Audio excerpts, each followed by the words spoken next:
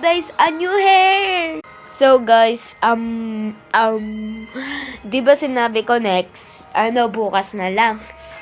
Ayun pala, umabot ng 2 weeks bago ako ma-upload itong video, tragedy ni nanay.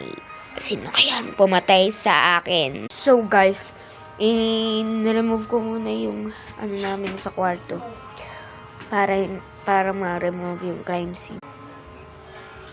Pero alam ko na kung sino pumatay sa akin.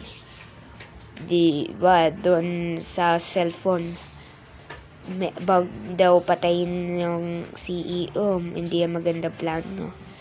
Well, si boss, actually yun yung boss niya sa work. Alam niyo bakit? Kasi nasa stutter siya na sabihin na siya na yung CEO. Parang binablackmail siya, pero siya yung biktima doon sa may murder. Matatapos na guys, bye!